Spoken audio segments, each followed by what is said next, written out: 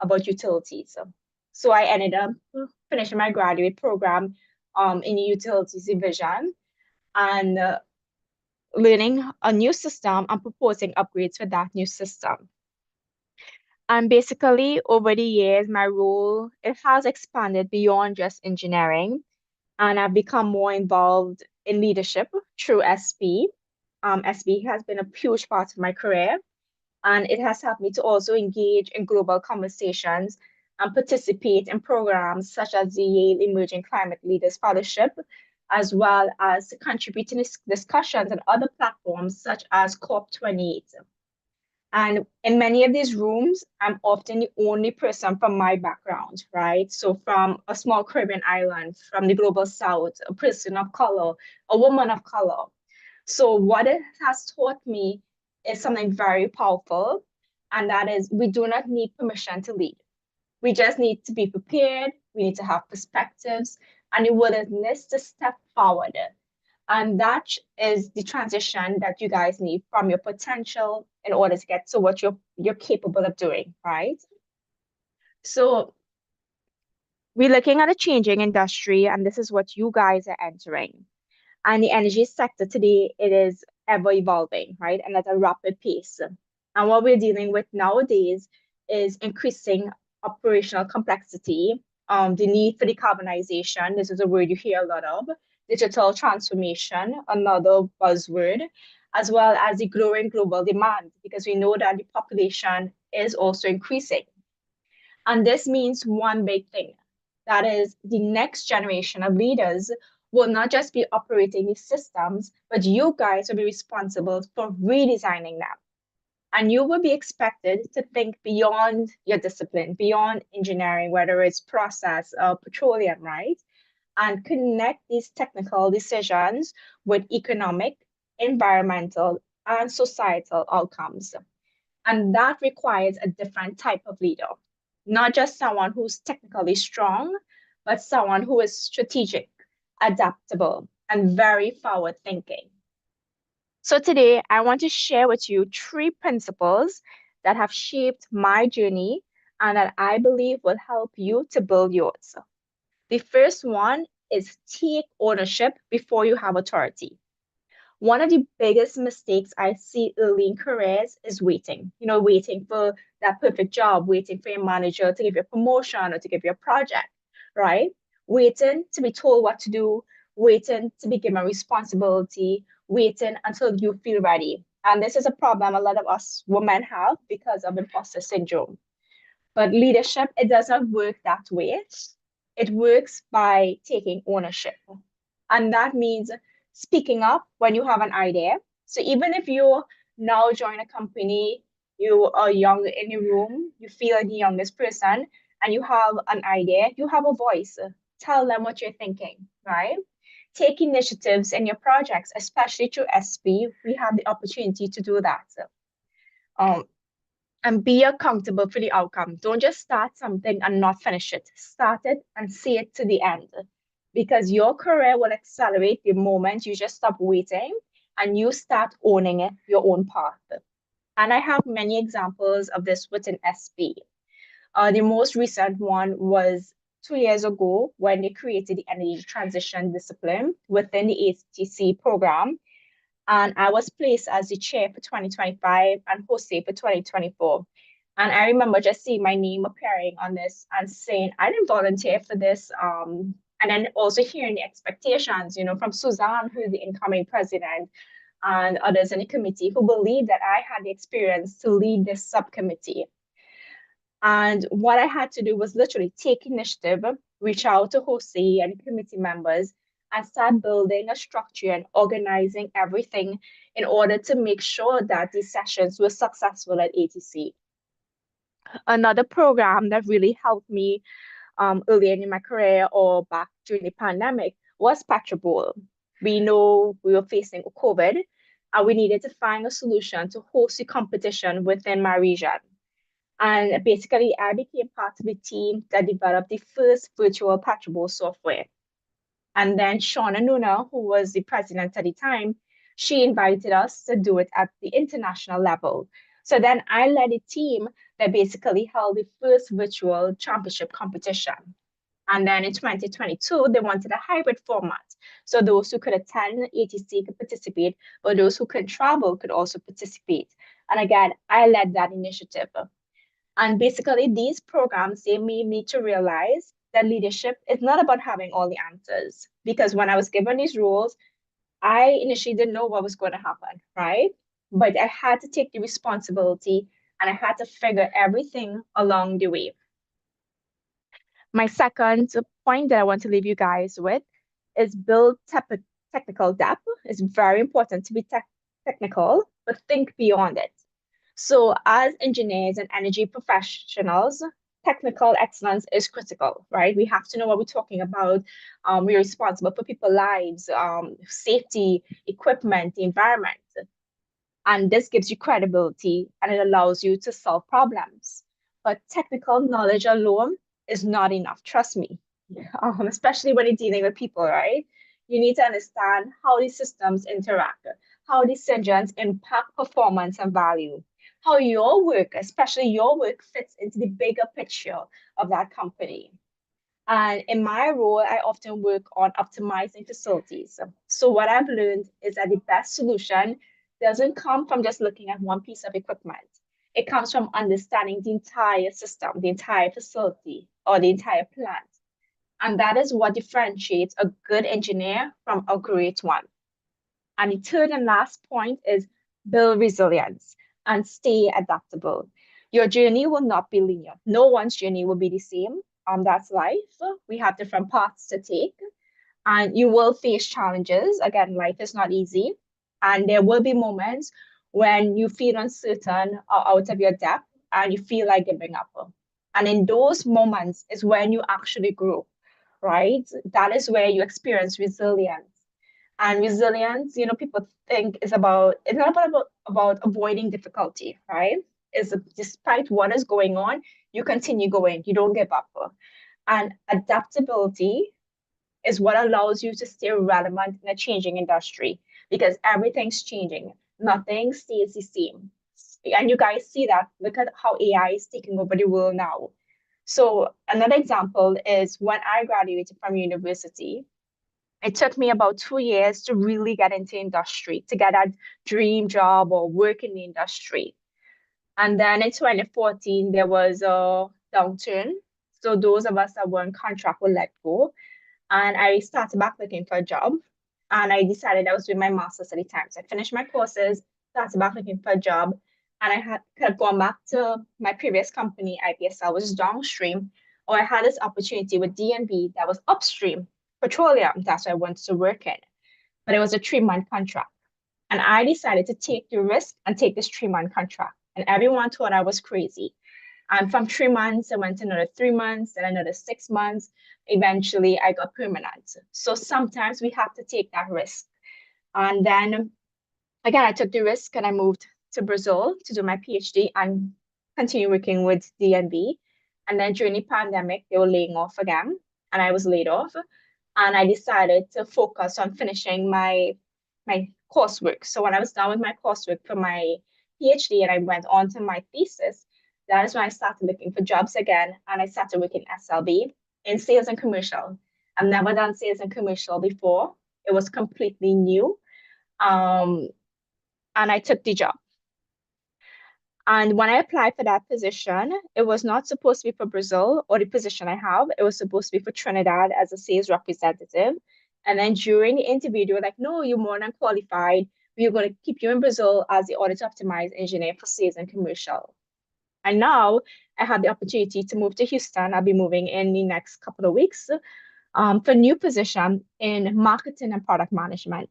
And never in my career I thought I work in marketing or in product management, developing technologies and new solutions. So this is what I want you guys to keep in mind today is always be open to learning, always be open to new feedback. Ask people, hey, how's my work? How's this? How am I communicating? What could I improve on? Senior people, I'm always talking to people above me when I meet them in conferences or um, SP events. Hey, what do you think about this? What should I learn next? What should I study? What should I improve on? What should I be researching? Right? Be open to hearing this from senior people within the industry and stay open to new opportunities. Again, one's career is linear. A lot of us, when I started my career, I think, oh, I'm going to be an engineer, engineer, then I'm going to be a senior engineer, then I'll be a manager. I am going to be 39 this year and I still haven't been a manager, but I have worked in different sections of the industry. I have experience that a lot of people don't because I've worked downstream, upstream, midstream. So sometimes it's not just about moving up the ladder, but growing your skills across a wide range of backgrounds, right? And just remember that the people that actually succeed in the industry, they're not the one that knows everything, but they're the ones that keep evolving.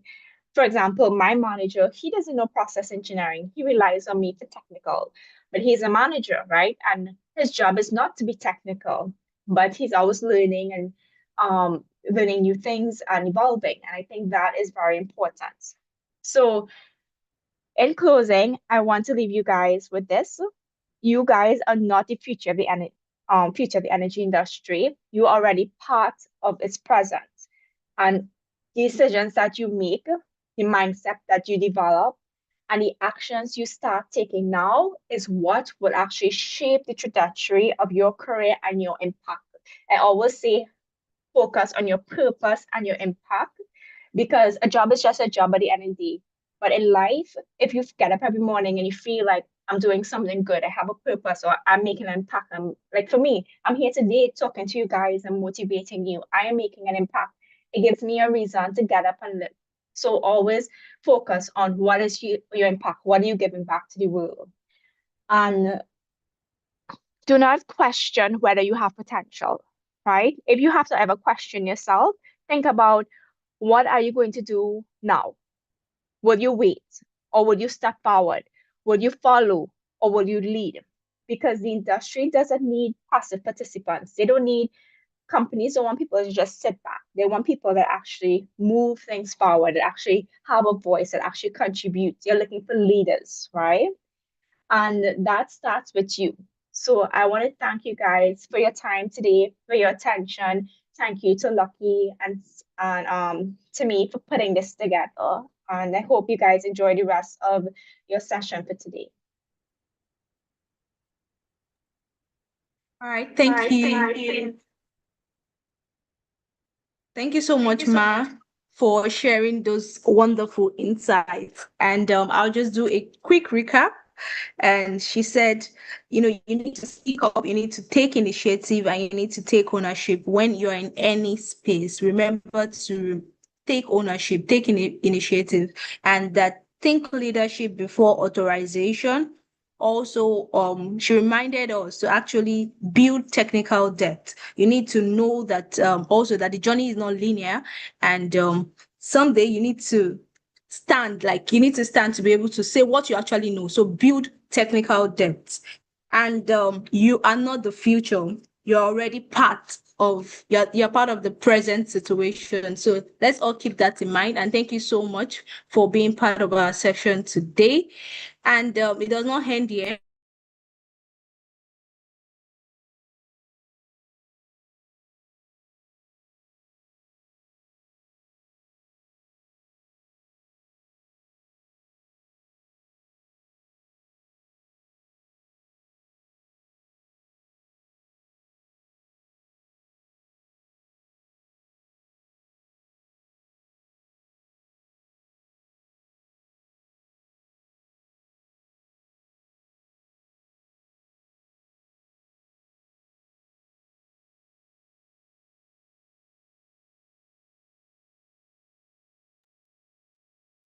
Hi.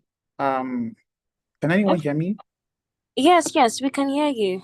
Sure. I think Timmy, I think we we've lost lost her. 10 for a minute.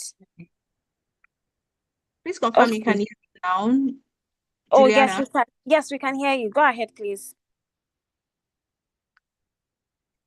Yes, we can hear you. Tell me, can you hear me? All right. Pending when she comes back. Thank you very much, Ma. Thank Just you. let me include my speaker. Okay. All right. Go ahead, please. All right. Thank you so much. I don't know if you heard me, but I was thanking Engineer Dewan for the insights she had shared. Please confirm you heard that, Juliana. Yes, yes, we heard that. We just lost you for a few seconds.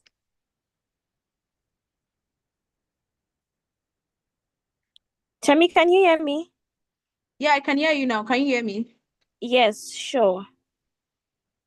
Okay, I noted if you heard the part Yes, you reiterated the key points that while I she did the spoke about. recap. Yes, yes.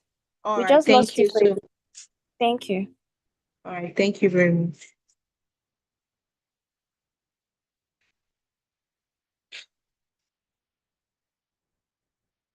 So yes, we'll be moving on to the speaker for the day and our very own young professional chairperson. I'll just be reading his profile now. We have Mr. Lucky, is a project engineer, a project planning engineer, and he holds a BSc in Energy and Petroleum Studies from Novena University, Ogume, where he graduated with first-class honors as the overall best student in his department. A national diploma in nautical science and seamanship from the Delta State School of Marine Technologies, Burutu, graduating with distinction as the best student in his course. Please let's give him a virtual applause. This is such amazing academic record. Moving on, Mr. Lucky currently serves as the Young Professionals Chairperson of the Society of Petroleum Engineers, Warri section. Previously, as Career and Technical Lead, Stakeholder Engagement Lead of the SP Warri Young Professionals, having executed and led 60 plus events and initiatives that has reached over 2,000 plus students and YPs. Such amazing profile. You know, it's not easy to make such impact. Please let's keep the virtual applause coming. And his outstanding volunteerism has earned him multiple recognitions, including the SPYP Outstanding Student and Young Professional Awards. During his undergraduate studies, he held various leadership positions, notably as the Secretary 2021 and later the president of SP Novena University chapter. This is such an amazing impact and such an amazing leadership journey. Please let's keep the applause coming. His leadership has the chapter president won the SP International Presidential Award for Outstanding Student Chapter and also a distinction achieved. This is a distinction achieved only by 2 schools in Nigeria and top 10% globally. Please let's welcome him with a virtual applause. We are super glad to have you on the call, Mr. Lucky Ememe. Over to you, sir. Yeah, thank you very much, Timmy. Thank you for the warm welcome. Good evening, everyone. I'm really glad to be here. Before I delve right straight into the conversation of today, I'd like to borrow some word from what Engineer Kansadra earlier stated. Leadership is about taking ownership. One thing I believe in leadership is that everyone is inherently a leader. And the difference between you and the other person who is currently leading, it's not because they have, spectacular qualities, in quotes, but because they decided to take ownership. And that is the premise on which my presentation will be on today. It's about taking ownership, finding a balance between taking leadership responsibilities, also balancing it with academics and your social life. So if you would permit me to kindly share my screen to proceed. Yep.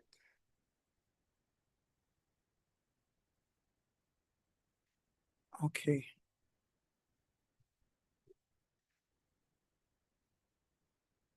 Okay.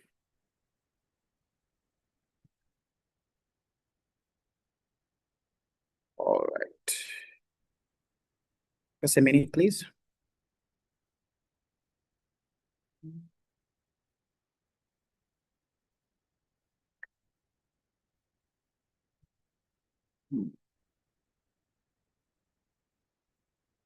Okay, please confirm that you can see my screen.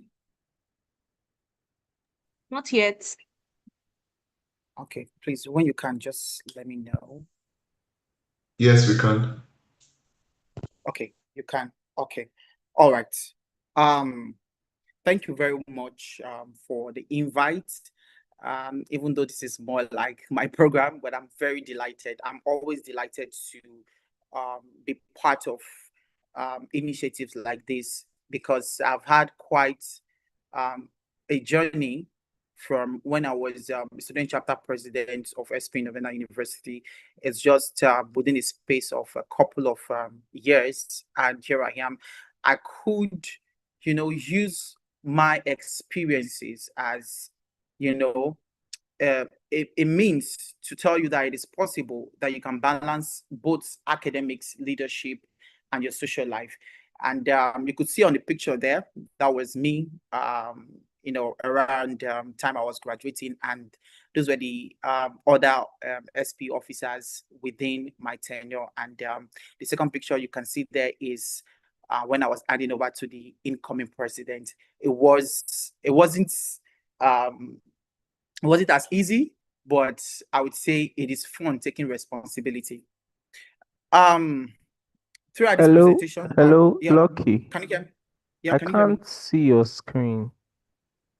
We can't see the You can't? pictures. Oh, apologies. Just I'm hold sorry. on. You're Okay, sharing your just Zoom. oh, okay. Just hold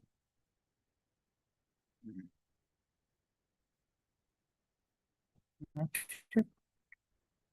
Okay. Can you see my screen? No, we can't. You're still sharing your Zoom. Your Zoom. Okay, just hold on. Just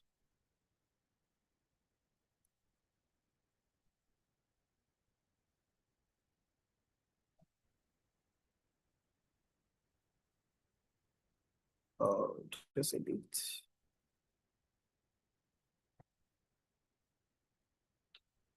Okay. Can you see my screen now? We can now. Okay. Yes. All right. Thank Okay. you. Beautiful. Yeah. Thank you. So, this is the picture I was trying to, share the last time. I've already mentioned this was when I was handing over as the chapter president. So, yeah. So, throughout this course of this presentation, I'll be sharing time management and prioritization, smart study strategies for students, team leadership, and career acceleration, and avoiding burnout. There is a 25 hours day myth that I would love to also demystify in course of this presentation. How you can lead in SP without your great suffering. The truth is that you can have both, and not sacrificing one for the other, building habits that makes leadership and academic reinforces each other.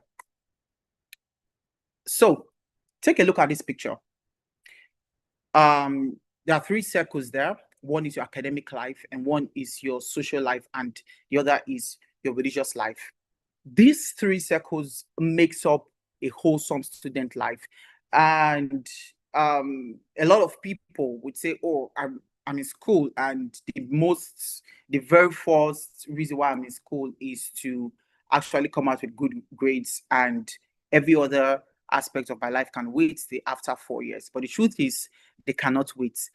You are meant to integrate all the aspects of your life with academics, because what makes you a wholesome student is both your academics, your social life, and your religious life. You would agree with me from this part of the world where we are from. We are people who believe in God, right? Whether you're a Muslim, you believe in God. Whether you're a Christian, you believe in God. We believe in something. We believe that there is a power that's that drives things that we do in the spirit, right? I'm not going to talk too much about our religious life because that's not the focus of this conversation. But somehow that aspect of our life is what drives other aspects of our life. And it means that for there to be balance, there has to be an integration between these three aspects of your life. And that is what I will be talking about going forward.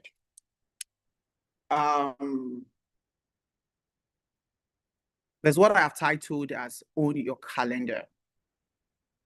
It is very important. And these were the things that helped me to sort of maximize my time when I was in school. I told people that it is always very important that you know what to do at the right time. There's what is called the Eisenhower matrix. The Eisenhower matrix takes a look at distinguishes between urgent and important tasks. You have exam coming, and you also have other things to attend to, your social life in terms of events, SP events, other social events coming up. How do you prioritize your calendar so that you don't burn out, so that you do not sacrifice time that you should have spent for academics for other activities, right? Everything is important. Your social life is important, your networking life is important, your religious life is important. But how do you sort of create that level ground where one does not overshadow the other? And that is where the trick comes in.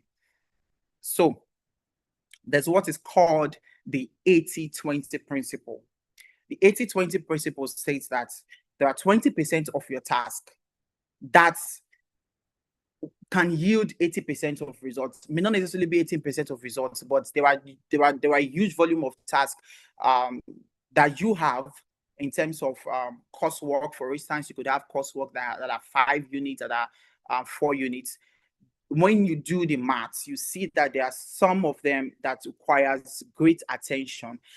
And from the Eisenhower principle, it states that those ones that require huge attention of your time, you give them more of your time and focus on those so that you can achieve more results with those activities. Then another way that you can own your calendar is time blocking. Very important. We live in a digital world now where you have access to digital calendar. Every of your activities, try to balance and plan for them in your calendar. Always block your time to say, okay, this is the time I have dedicated for this is the time so that you don't end up having excess of activities that are now overshadowing current activities or activities that should have been done at a particular time, right? Then you have what is called delegation. Delegating activities is very important because you do not have 25 hours. You have 24 hours as every other person. But what if you have a lot of activities that are very important and are very urgent that should have taken more time, and you have activities that are less urgent but they should have been done, right? At the same time, what do? You prioritize and you delegate those ones that can be delegated. For instance, there was something I had in school then. It was very helpful. So before then, I used to think it was it was a disadvantage, but I later knew it was an advantage. So my school, you pay hostel fee. You're meant to live in the hostel, right? So it is compulsory for students to live in the hostel because you have to pay it in your school fees. And staying in the hostel means that you cannot cook. And I was like, how am I going to cope not cooking? Like, I really enjoy cooking for myself. And it's going to be more expensive not to cook, but to buy from the school cafeterias. And with time, I learned that it sort of gave me extra time to focus on very important tasks. Because sometimes when you are very tired from lectures, you want to go back, you're thinking of the next thing to eat, the next thing to put in the fire. But that thought was taken by virtue of this policy from the school. I'm not saying all schools you have to follow the same standard, or it has to be the same for everybody. I'm just citing an example to say that there's some time that you can use to focus on very important activities that you can delegate. For instance, some persons could say, okay, over the weekend, I may not have time to do my laundry, or do this, do X, Y, Z. Can I just, give this clothes to the laundry guy so that I can have more time to focus on other activities? So those are kind of ways for you to delegate. We'll talk more about this going forward. And this very aspect of this presentation is talking about, time management. And as we go forward, we're going to see how that translates into your academics, how it's going to translate into leadership. Going forward. Then what I have is the work smart and not hard principle. The work smart and not working hard principle. I've highlighted 3 things that you can do in terms when studying academics, how you can, put things together to create that ease. And what I do when I was in school then was to do a lot of active recall. So in between lectures, when I have that free time between lectures, what I do sometimes is to take a break. I just leave the noise from the class. Sometimes I go to the library, that quiet, that peace and quiet. And I just want to recall what it is that I have learned for that day. And what that helps me to do was to avoid that situation where you have to keep things pile things, for a very long time until it's so voluminous and you're overwhelmed looking at it alone, let alone to just read it. It gives me time to meditate on what I have learned and opportunity to, recall.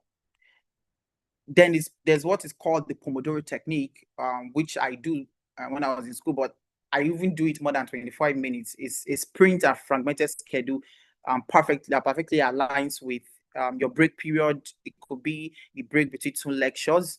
For instance, sometimes your calendar, your academic calendar might be in such a way that there is a 1 hour or 2 hour break between lectures, and you just don't want to go back home and just relax. Sometimes when you go back home and relax, you're already exhausted, and for you to have that same energy to come back to class, sometimes you may end up not coming back.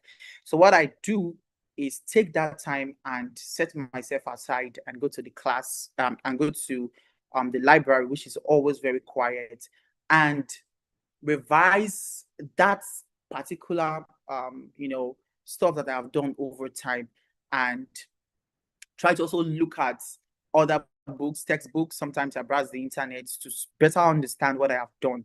I do it fragmentedly within the day.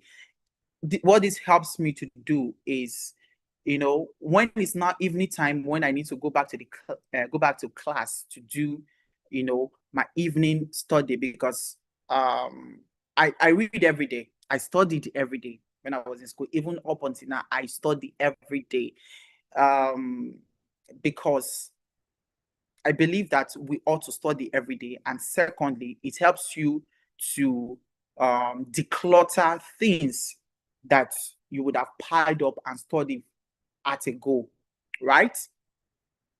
And for me, when I was in school, it wasn't about reading for lengthy hours of the day, of the evening into the next day. In fact, I never did that. I've at every point of my academics, I don't find myself reading into the next day, because I'm the kind of person. One thing you need to know, you need to understand yourself, the kind of personality that you have. So people are more active during the day. Some people are more active at night. I'm most active during the day, and if peradventure I read into the night, into late night hours, it's going to affect my next day. I will end up going to class and be sleeping in lectures, and it means that I have succeeded doing something, but I have put myself at a disadvantage from gaining fresh ideas and fresh knowledge from lectures. So what I do is 2 hours a day, 3 hours a day, coupled with that sprints that you've done at interval in class, is what I usually do. And that is what I'm sharing with you. Then also what you can do is leverage tech, very importantly, leverage technology. Like Cassandra's earlier mentioned, she said adaptability. We are now in a digital era where technology has made it simple. There are a lot of AIs. One of them is Notion AI, which I usually use to track projects, academic deadlines, and all of that. I also use it to, create schedules for myself. Make work easier for you. AI is not. I don't mean that you should leverage your 100% intelligence on AI into AI, or I'm saying that you can use AI to help make things easier for you. Then, what is the engine behind academic success? A lot of people have different story when you ask them, how did you do it? How were you able to, overcome stress that comes with, academics, comes with volunteering, comes with a lot of things. How were you able to do it? A lot of people tell you different stories, but there is one story that is unique among everybody, and one of them is discipline and motivation. I keep saying that there is, to an extent, to which a goal for every student before they came into school, sometimes the very first year of academic year, they've set out a goal. This is what I want to achieve. My CGPA will not go below 4.5, and all of that. This is what I want to. People set goal according to their strength. But when you ask people, when you ask students, the most thing that is common is everybody wants to graduate with either 2-1 or a first class. That is what is common. But the difference between a goal and the subsequent achievement is what discipline and motivation will keep you on that same trajectory. Discipline is telling yourself that every day I have to go to class. I have to go to the library at a certain time to read.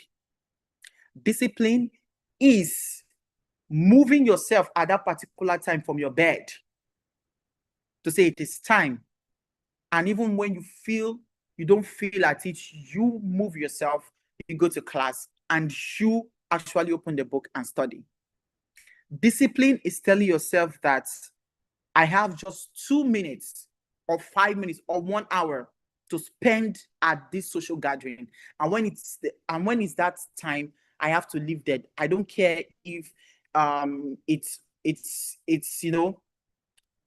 all enticing and other people are staying back, but discipline is telling yourself that I have to leave there at that time. Discipline is you waking up, is what makes you wake up in the morning and say, I'm going to class.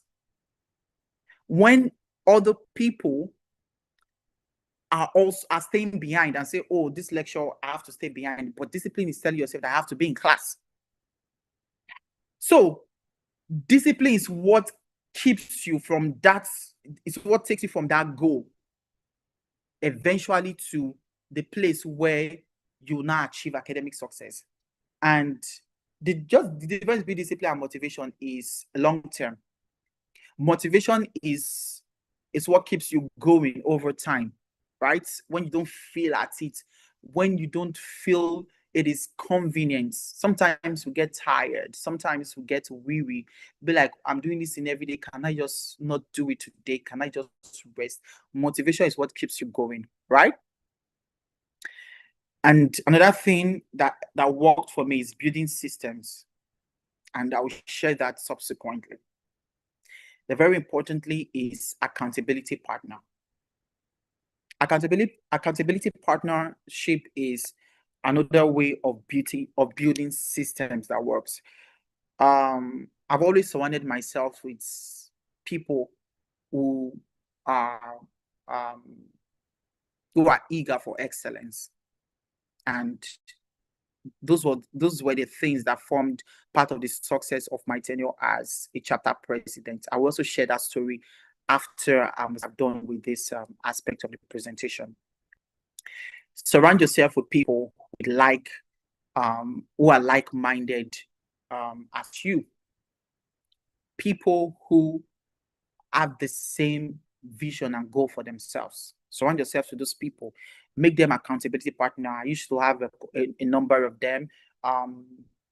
Quite frankly, some of them were not even in my department, some of them were in other departments.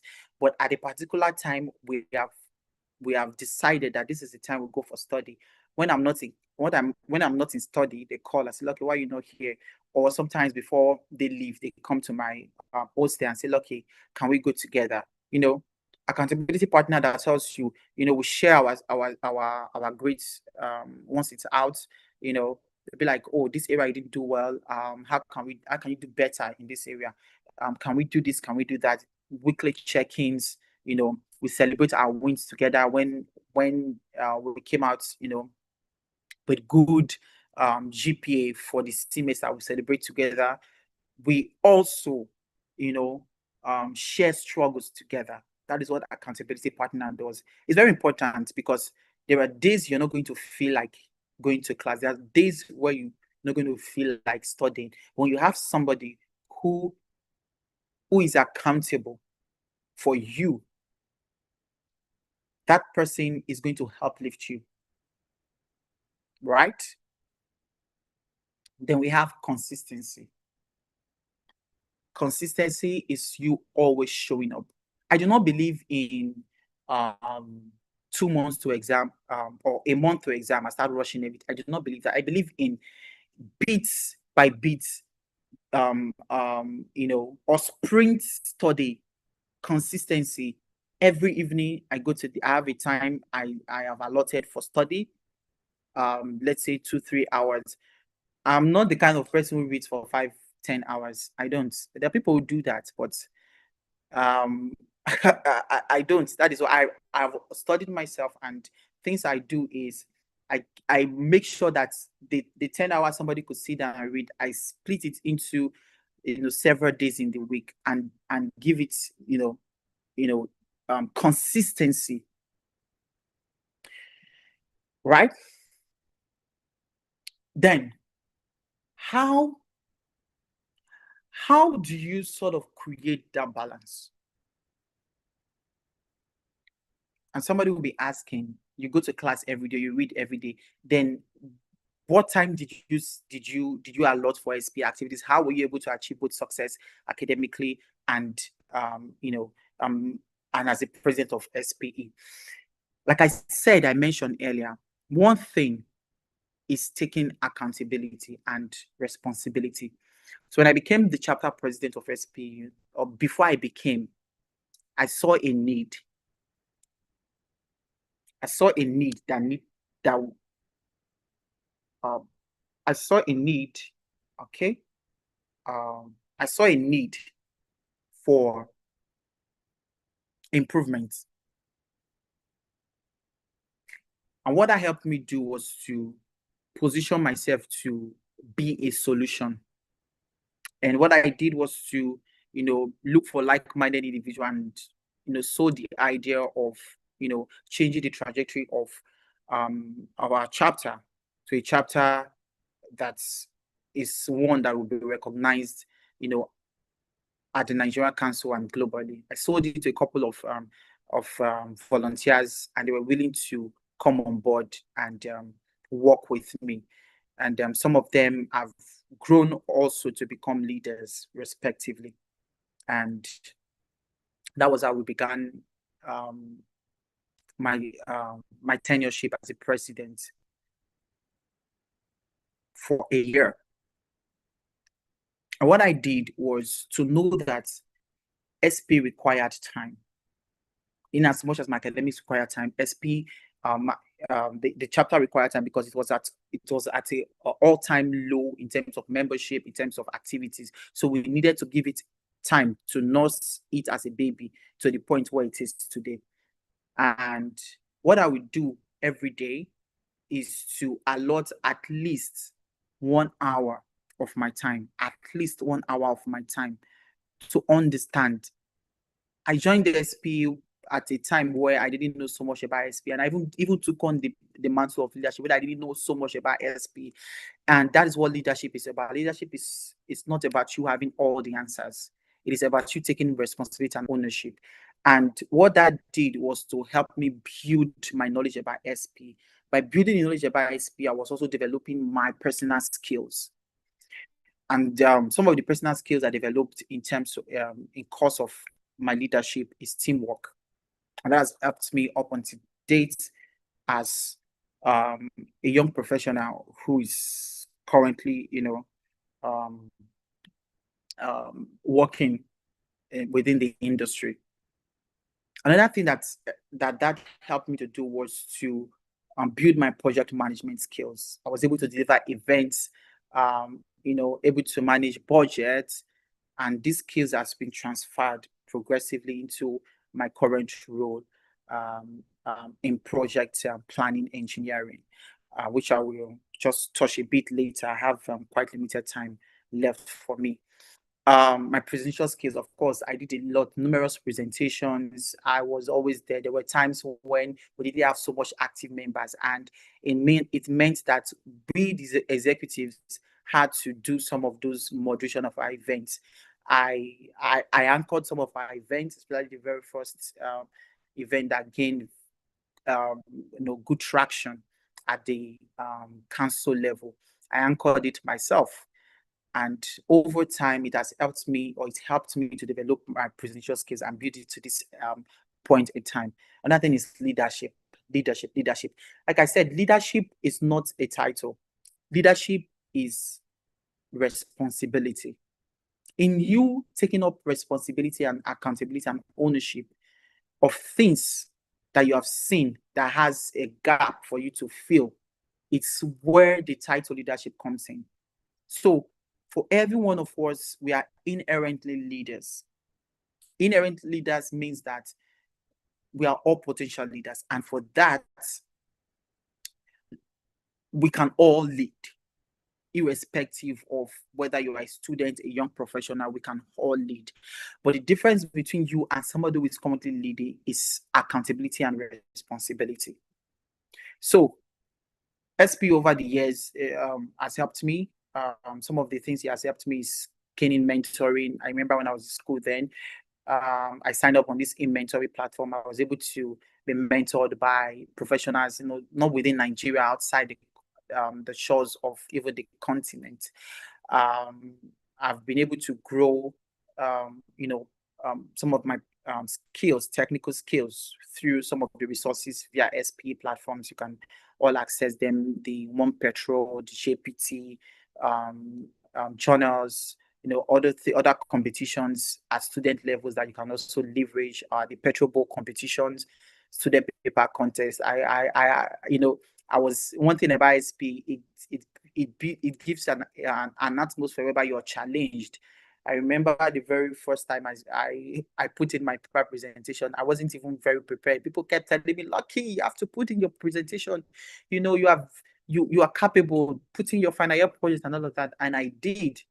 And that was the very first time I did a technical presentation, and it was surreal because what that did was help me build my confidence in aspect of presentation. Then, how does winning help accelerate your career? It is very important.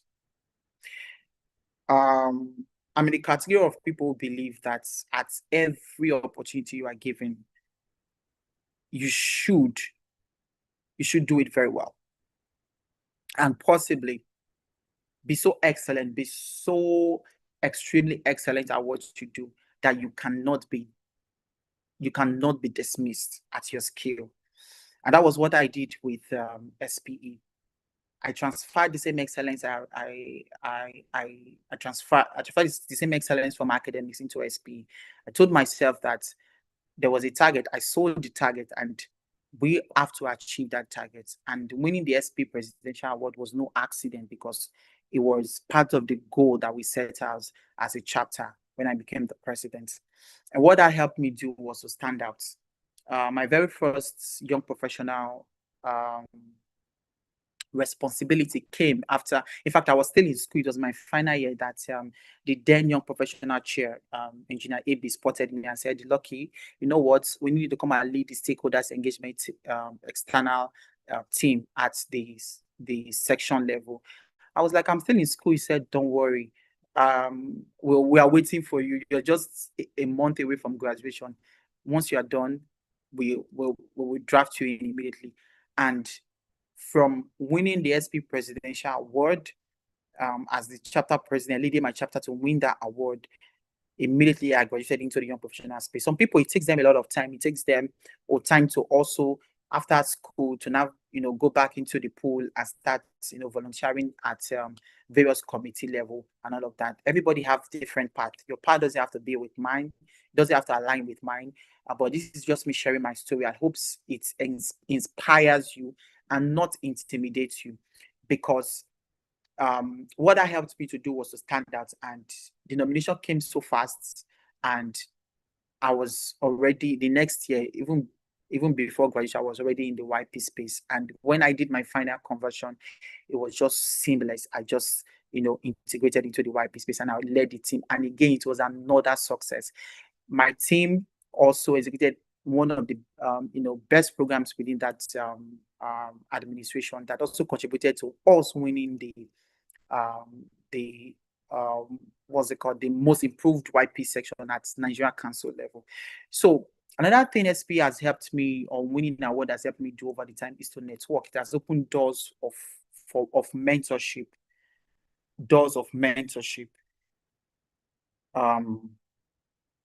I've had people who I never thought would really take me under their wings to mentor me by just being available, by just showing up, by just standing out. And that has helped me over the years. I remember the very first time I did an internship with Shell, by the way, and that was at my penultimate year in school.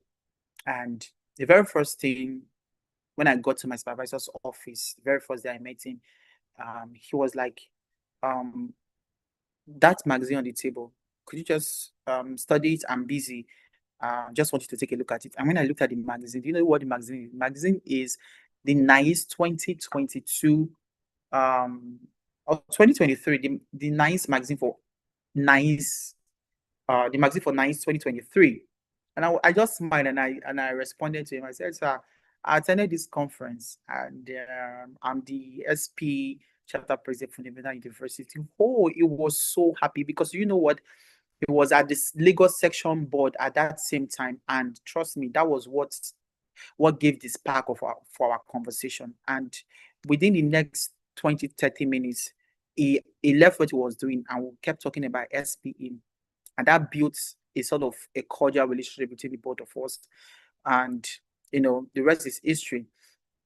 It was through him, through network as well. SP was through him. I also got a recommendation for the company that I eventually,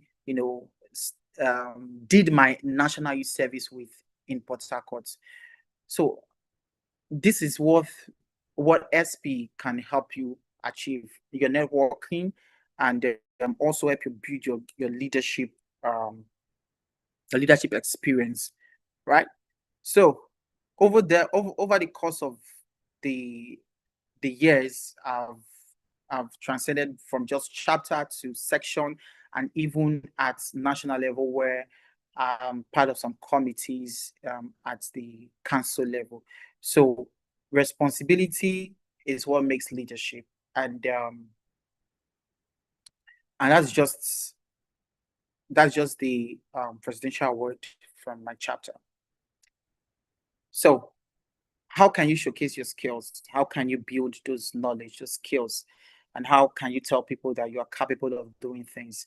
Number one is, I just be reminded my time is up. Let me just wrap up with this. Some of the ways you can showcase your skill is through the paper context. We have it via SPE platform. We have the various competitions, energy, hackathon, and workshops and trips. Always be part of it. Always show up. Always show up. That's what makes the difference. Then networking, like I mentioned, attend local events, global outreaches, first platforms. It gives you the opportunity to network with people. Things I wish you knew. Don't burn bridges. Keep those networks, keep those relationships. They are going to form parts of your next lifeline, I would say. Power week planning, if exam and conference aligns almost the same time. I remember I had time where, I had to, put both together. My exam is just 2 weeks ahead, and there was the STSC conference I needed to lead my team to attend, and being able to manage this is what also makes you an excellent leader. And I said that everybody's inherently a leader, but what is the potential that makes you a leader? Potential is rest. Have enough time to always recuperate. Have enough time to rest. Have enough time to think. Take some days off when necessary, and always celebrate your wins. These are things that will keep fueling you, and they will keep you motivated for, subsequent roles ahead. And at this point, I would like to draw the curtain here. My time is up already. And by saying that the balanced leadership, you do not have to choose between academics and volunteering or your religious life. You can create time for all of them. Some of one of the techniques you can use the Pomodoro techniques, where you have to give more time to academics, give a quantity number of time to volunteering, and a quantity number of time to your religious life. Skills compound, and what you do today is a sprint, and it all accumulates to what will make you an wholesome leader tomorrow. And always know that it is very important, not just leading, but leading with purpose. Study with intentions. If you are studying, have a goal, have something that you're looking forward to achieve. If you are resting, know that you're resting for a particular hours, and you take that without guilt, because you know that when you actually, go back to study, you're going to give equal time to study. When you're volunteering, give excellence to every aspect of your life. And I believe this will just be your stepping stone. Thank you for listening. And that's the end of my presentation. Yeah, thank you, Timmy, for sticking with me, everyone. Yep. Thank you so much, sir. Thank you for sharing this amazing insights with us. Like, you said so much about balance. And I don't know if it was network, but I've not heard about the 25 hours in a day, why we actually have 25 hours in a day. But thank you so much for sharing so much insights. And so I'm going to be going briefly over what he has said. He mentioned how you can have a wholesome life as a student, how you need to balance academic, social, and religious life, because they're all important. He also mentioned some things, some ways in which you can manage your time. He mentioned the 80-20 and time blocking principle. And remember to work smart and not necessarily hard, but know how to put everything in place, your timing, know how to block your time. And I also mentioned a very important one was accountability partner, someone that you can always, that will always remind you to carry out your tasks. This is actually a very important one, and it actually even works for me myself. So thank you all so much for joining. I would quickly like us to have a question and answer session, but before that, let's just turn on our camera for the photograph session, and then if we have questions, we can start dropping them, and just right after the photograph session, we'll start taking our questions. Thank you. So please, let's turn on our cameras. I would like us to be reminded that programs like this, opportunities like this are things we get to be able to, it's also necessary for you to show visibility, show that you are a part of something. This is part of taking ownership. This is part of making decisions. So you want to be able to know that, yes, you've documented this as part of your growth. You were part of this amazing program. So let us turn on our cameras. Let us show forth that we were part of this amazing program. I would like to see our beautiful faces. Thank you so much. Thank you. I'm still waiting for some of us to turn on our cameras.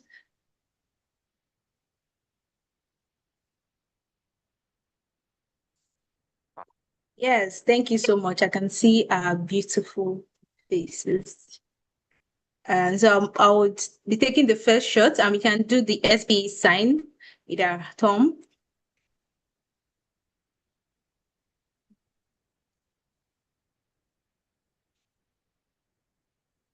Thank you so much. Thank you all.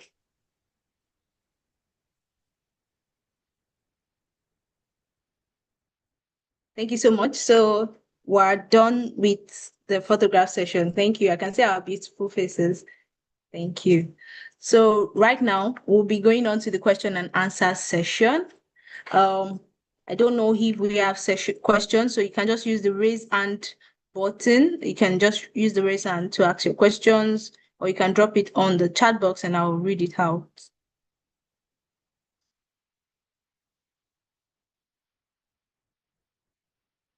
Okay. While we're waiting for the questions, Temi, let me use the opportunity to answer your question, the 25 hours myth. So 25 hours myth comes from the notion that we have more time. But the truth is we don't really have enough time. People keep things for later.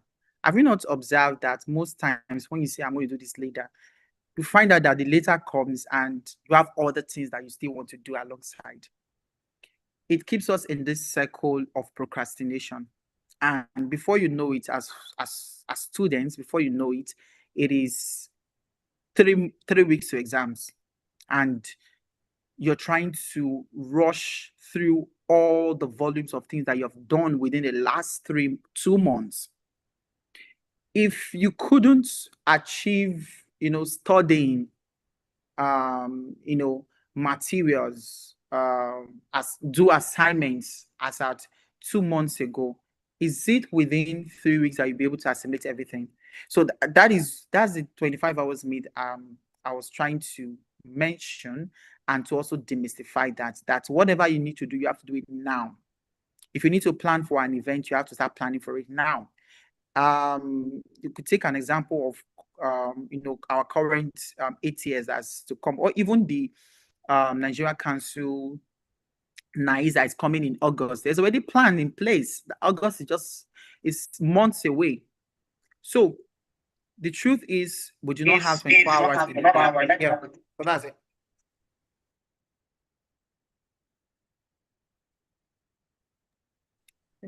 Temi? Yes, thank you very much. I have the answer to my question now. Yeah, you actually just mentioned that we do not have enough time, and which is very real, and you have to ensure that you do proper planning and use most of the techniques you have actually shared with us today. Thank you so much for the response. Still on the lookout for our questions. It would be very nice. It's always very nice to ask questions in programs like this.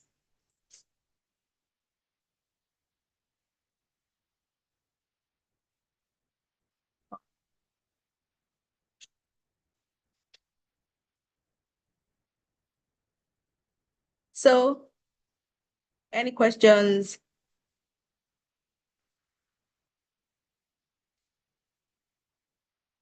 Also, in the absence of none, I think I also have a question for Engineer Dewan, if she's still on the call.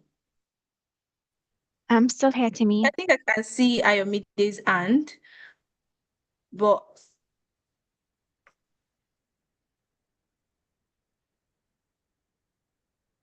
hello, can you hear me?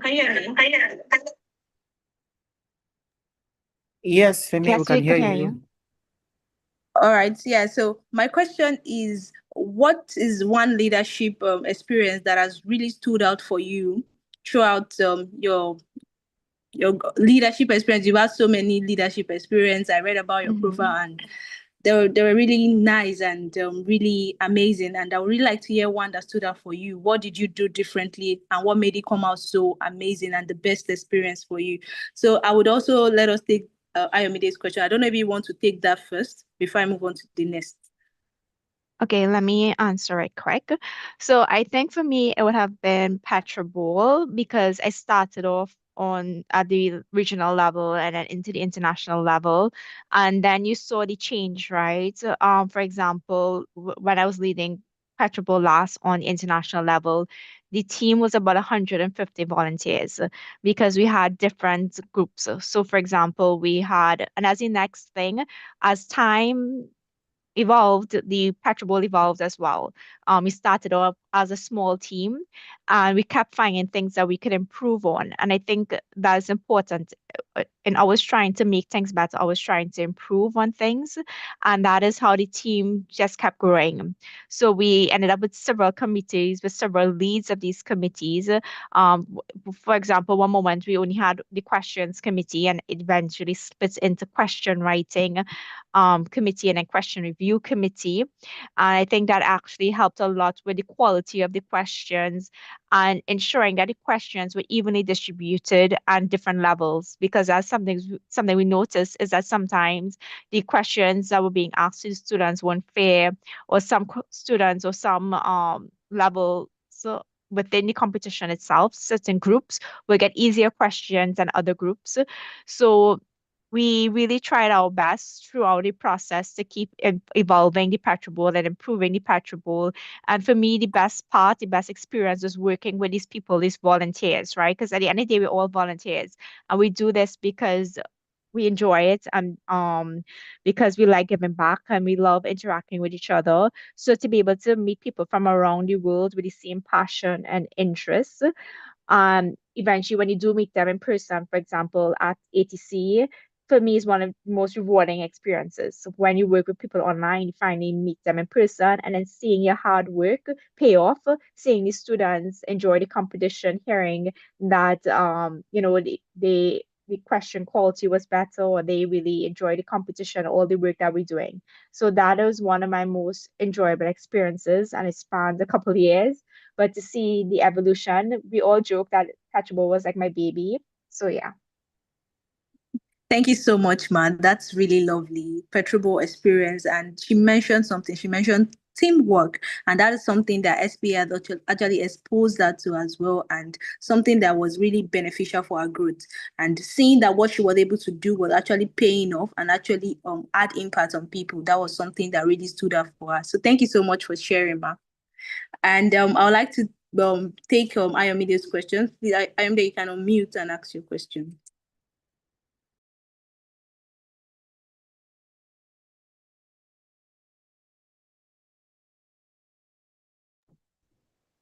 Ayomide, can you hear me? Good evening, everybody. Please, can you hear me? Yes, we can. Hello, Please good go evening, ahead. everybody. Yeah, all right. Thank you so much for the opportunity to ask question on this session today. My name is Ayomide Kushebin. I am the president of Society of Petroleum Engineers in the University of Ibadan Student Chapter. And when I saw this event, a mentor of mine sent me the link to the event in person of Miss Juliana OJ. So when I got the link and I saw the topic, it was something that caught my interest, and because I'm actually facing some challenges regarding the topic, and I feel like these are a good avenue to ask. Please, my question goes thus: as a leader in an association, whenever you try to assign some role, like some duties to your members to do, to execute, you understand, so as to relieve your own work, and for you to just make sure that all things is going well, just supervise, you delegate to them. So, and they are not responding, like they are not actually doing what you expect to do. What are practical steps a leader should actually take to ensure the inclusivity and participation of the members that he or she is delegating to? And also, because I'm currently facing one challenge in the sense that some of my specific members, they are not actively participating with what I am bringing, the initiative I'm bringing at all. So what are strategic way to actually deal with something like this and ensure that everybody is on board and they are working with me? Yeah, thank you so much. I don't know if you get the question. Thank you so much. That's a very important question. So I'll just do a quick recap. So you mentioned how he was working in a team and how he's not getting so much response from his team, and how easy is it to actually delegate tasks to his teammates. So I would really want our amazing leaders in the room. I would actually want to respond from both persons because they will have different perspective. So I don't know who would like to go first. You can you can go ahead. Yeah, so I understand your pain, Ayomide, because I was once a chapter president. And let me tell you, the truth is, it's not all rosy being a leader. That's one thing you have to have at the back of your mind, because you are leading a lot of people who sometimes their interests may not match your interest, or their level of motivation may not match your motivation. I was super, super, super motivated becoming the chapter president. Like, I don't think anyone was as motivated as I was. But this is where the catch is. I needed people who had the same interest as myself. And one of the issues that some chapters face is the fact that when they do election for leaders, the people vie for role. Sometimes I feel like we are most times carried away in the politics of getting a position. That sometimes some positions are given to people who later on their drive may drop, but that's by the wayside. As a president, you already find yourself in this situation. How can you navigate and get to that point where you can delegate tasks and you can close your eyes and go and somebody will do it? And those were some of the things I enjoyed when I was a president. Number one is, as a leader, have you sort of built? I want you to take from the perspective of yourself, right? Because sometimes that is where the solution lies. Have you built your charisma to that extent where you are able to govern? There's difference between being a leader and being able to govern people. There's a charisma that comes with that, where people do not look up to you just because they fear you or because you are their leader. They look up to you because they are drawn by your charisma. And one of the ways to build that is finding a common ground between yourself and those people you lead.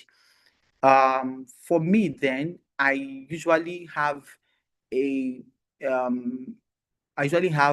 time where we bond together as team members. I usually set aside times for meetings.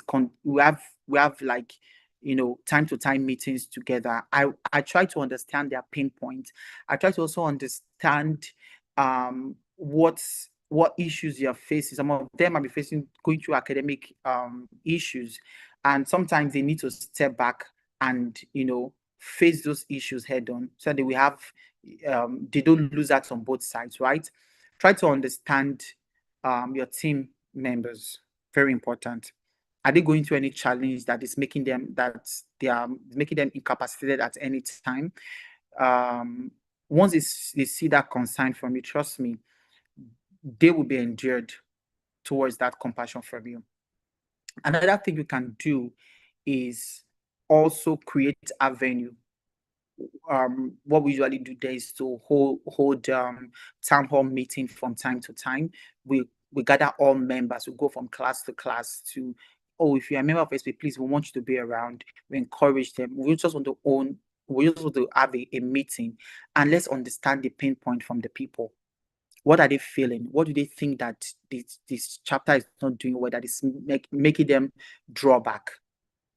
And for most of our programs, I tell you what that helped us to. For most of our programs, we started doing programs that are geared towards the interest of members. We started doing programs like networking events. We started bringing speakers that we know that students will be excited to see. Once they see those speakers on our flyer, they'll be like, I have to be in this event, I have to be in that event. And you are serving a community, and you must understand their needs, and you must understand what they want. Once you're able to understand what they want and their needs, you'll be able to find that common ground to streamline policies and activities and programs that that brings them and draws them closer. I don't think there is a special thing you need to do. There is no blueprint on how to lead people, but this is just a general knowledge that you can take back as a feedback. I don't want to see it from the aspect of them. I want to see that from the aspect of you as a leader, and you must create that platform or that environment where you're able to lead them. I'll be glad to take this outside the call because of time. I'm sure you still have other things that you want to get insight on. We can take it outside the call. You can always reach out to me via LinkedIn. Then we can discuss and talk, because I've been in your shoe and I know what you feel. And I think I know what we can do together. So yeah, thank you. Thank you so much. Thank you. so much, sir. Thank you so much, sir. Yeah. So would also like to hear from Engineer Dewan. Yes, so Lucky gave some really good advice, and I just want to reiterate two of them. And one is part of being a good leader is understanding your team, your members, their strengths and their weaknesses. And your job is basically to see that strength and push them with it, as well as to help develop those weaknesses. And something I learned is that we like to focus on weaknesses. I had a mentor at time and she asked me, what is your strength and what is your weaknesses? And I told her, oh, well, my weakness is that, I'm not really confident with Portuguese or fluent. And she's like, so what? She's like, and your strength is English and you can be able to communicate with the world, right? So she's like, focus on your strength. So as leaders, I think we need to see that in our members or in our team and use it to their advantage, right? To support the team. And then the next thing as well is understanding that some people may be very active at one point in life or one point in their career or whatnot, but sometimes we don't know what people are struggling with. And this is something we as leaders we have to also lead with empathy, right? Or mindfulness. And someone might not be showing up on a team, they might not be giving 100%, and we shouldn't fault them for it. We should try to understand. So and have a conversation. Hey, I see you've been less active, or you're not your usual self, you've been a bit down on a contributing. Is everything okay? Are you okay? How can I support? They might be struggling with something at home, we don't know. They might be struggling mentally, we don't know, right? So I think in today's world, it's very important to be mindful leaders and watch behaviors, watch how people are, because we all have problems. We all have things we're struggling with, and we all deal with things differently. One person might be stronger with dealing with a situation, someone else weaker. So I see this a lot within SB. You see some people become very active and then disappear, and then they come back again. And when you talk to them, you realize they might have been dealing with something personal, right? And no one knew, no one was there for them.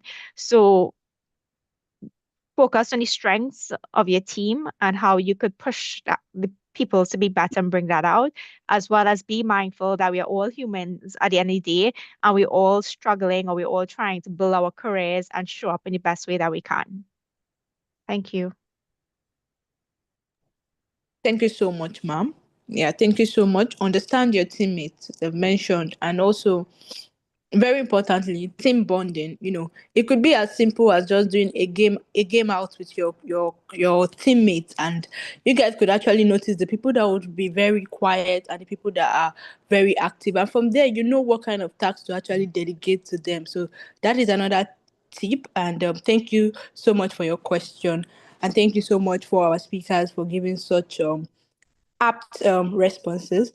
So we'll be moving on to the closing remark. We've had a really exciting session today, and I would really like to say a big thank you, and I'll give the opportunity to the organizer of this event, the brain behind this event today, which is Mr. Ikwama Samuel, to help us take the closing remark.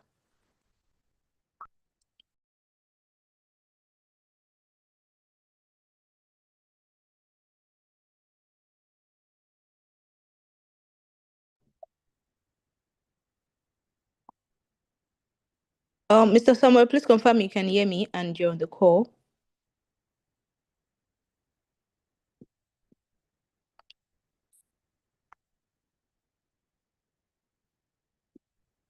Can anyone hear me? Yes, Timmy, we can hear you. I think it's All right. coming. Okay, in his absence, I would just like to say a very big thank you to everybody that stayed from the beginning to the end, and to everyone that joined even while we were on it. Thank you so much for taking our time.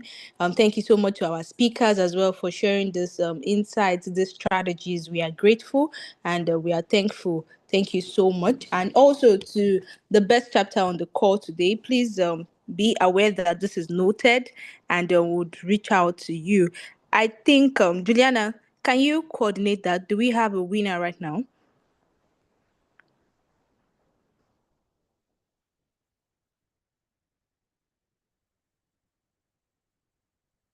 Okay. So would coordinate that. I think I can see for right now. Count with me. I believe we have two FUPRI. I can see one PTI. We have two SDU. I believe that's also a chapter. So it's a tie between FUPRI and SDU. So their representative should please reach out. I'll just drop my contact in the chat box just before we end the call. You could just stay for a while. So thank you everyone for joining, and have a lovely evening. Bye. See you next time. We have, yeah, just before I forget, we have our next program coming up on 10th April, another aspect of our Emerging Leaders program, where we would have it's themed from potential to power, building the next generation of energy leaders. And we're very excited to have you all on the call. We have great speakers in the house who would be sharing their insights and also strategies as well. So thank you all. Have a great evening. Bye. Bye. I'll be dropping the contact now.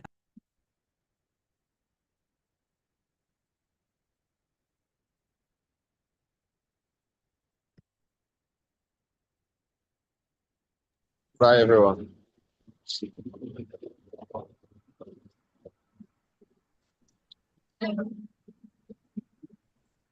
Bye, everyone. Jesus.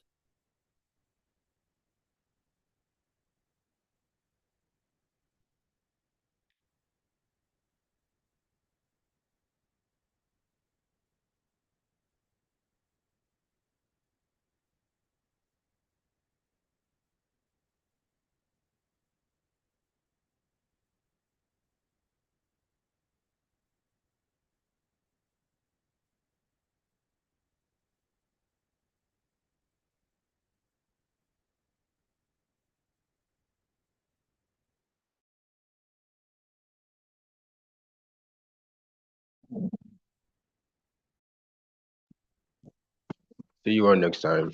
Bye.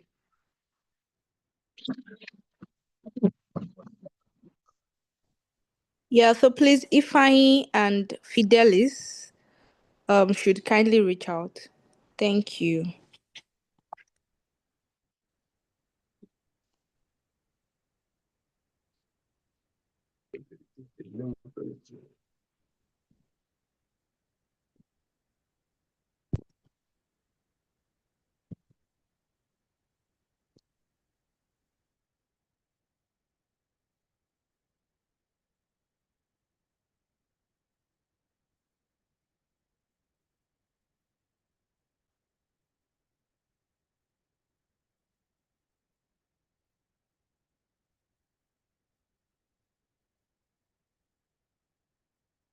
Hello, can you hear me?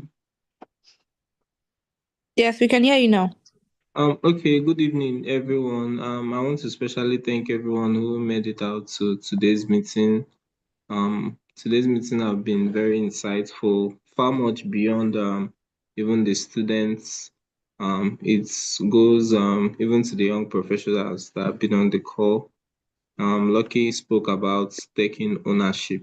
So even in our career space, that's one thing that makes people stand out. So I want to thank everyone. I look forward to seeing much number of people in the next one next week. Do enjoy the rest of the weekend. Thank you.